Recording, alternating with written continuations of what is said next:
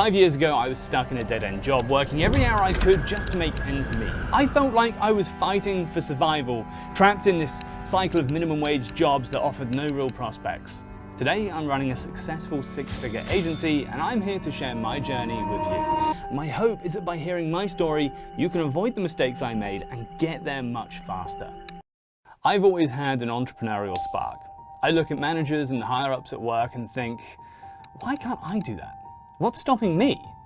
The truth is, corporate bureaucracy felt like a rigged game to me, and despite taking night courses and trying to improve my qualifications, all the stuff you're supposed to do, I realized that most service jobs had an invisible ceiling.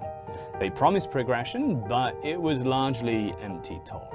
So disillusioned with the system, I decided to branch out and start my own ventures. My first real attempt at a business was selling e-cigarettes. Back then, they were virtually unheard of, and I managed to source a batch from China. On paper, it seemed like a surefire success, but in reality, I had no idea what I was doing. I had no marketing plan, no strategy, no clue. Business failed spectacularly, but it taught me some invaluable lessons about research, planning, and execution. Budgeting. Budgeting is critical, guys. After the e-cigarette venture, I turned to buying and repairing electronics. At first, I focused on items from Facebook Marketplace or local cycling centers, flipping what I could.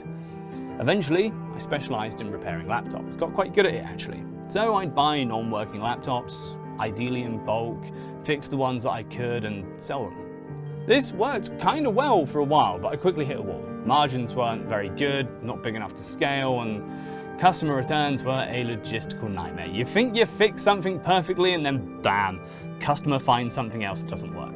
Every time. In another attempt, I partnered with a friend to buy mopeds that had failed their MOTs, which is like a UK government inspection type thing. We'd repair them, get a fresh MOT, sell them on for a profit. It worked pretty good until we ran out of mopeds to buy. So, we thought, hey, look, why not cars? The car flipping business had its own challenges. We spent all of our money on one car and it turned out we couldn't fix it. Uh-oh. Which forced us to dismantle it and sell the parts instead. And that's when it hit me. Sometimes the parts are worth more than the whole car.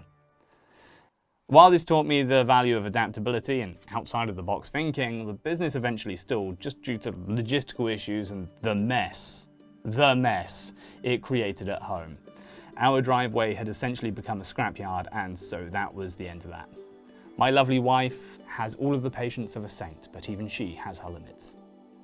Frustrated but determined, I turned to audiobooks for inspiration. So working in a warehouse at the time, I just listened to audiobooks at work, and I got through countless self-improvement and business books and marketing books while working, because I knew it could be done, I just needed more knowledge on how to do it. So one day I'm there listening to an audiobook and I wondered, how hard could it be to create an audiobook by myself? This curiosity led me to dive into audio recording and voiceover work. At first, it was rough. My initial recordings were horrendous. I stumbled over words, my mic setup was amateurish, and I sounded, like someone who didn't know what they were doing. But I kept practicing. I learned about audio engineering, invested in better equipment, and eventually started producing audiobooks professionally. This evolved into a sustainable voiceover business, producing ads for radio and TV, and this allowed me to save up and buy a house. That was my first real milestone, freedom from the 9-to-5 grind. And a quick side note, guys. When I first started out, everyone around me had something to say. Why are you bothering? You're wasting your time. Stop being silly and get a real job. Oh, 9 out of 10 businesses fail, so why even try? At first these comments hurt, but eventually I started to look at them a bit differently. I thought, if 9 out of 10 businesses fail, I need to hurry up and start 10 businesses. That way I am guaranteed to have one that succeeds. Failure from them was never a setback for me, it was a step forwards. Every failure meant I had discovered another way that didn't work, which brought me closer to the way that would. If you want to be successful, you need to embrace failure. The faster you fail, the faster you'll find success. So fail fast and fail forward. Over time, competition in the voiceover market grew, AI began to disrupt the industry, and at around the same time, a client asked me to appear on camera for a project. So I said yes, even though I had little experience at doing this. You know, fake it till you make it, right? And this marked the beginning of my transition into video production. Using my background in photography, marketing, and performance, I began creating high-quality spokesperson videos. I combined my growing skills in video production with my knowledge of marketing to offer comprehensive ad creation services. And this was the turning point where Kraken Media really began to take shape.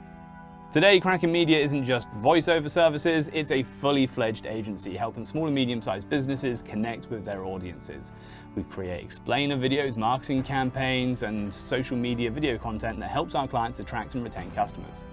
And we do it with style, passion, and sometimes a little bit of swagger, because, well, why not? And so, here's the lessons I learned. Embrace failure. Every failed venture taught me something invaluable. And don't fear failure. Learn from it. Invest in yourself.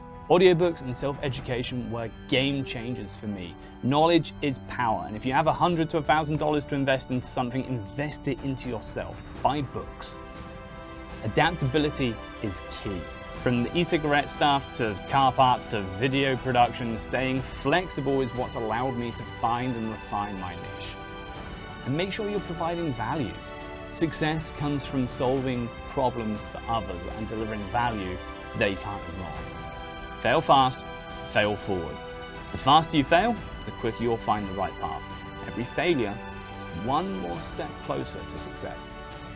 If you're stuck in a job that feels like a dead end, know this. You can break out. It won't be easy, but it is absolutely possible. Learn, adapt, don't be afraid to take risks. My journey was not smooth sailing, and I have missed out a bunch of failures, just shown you the key ones.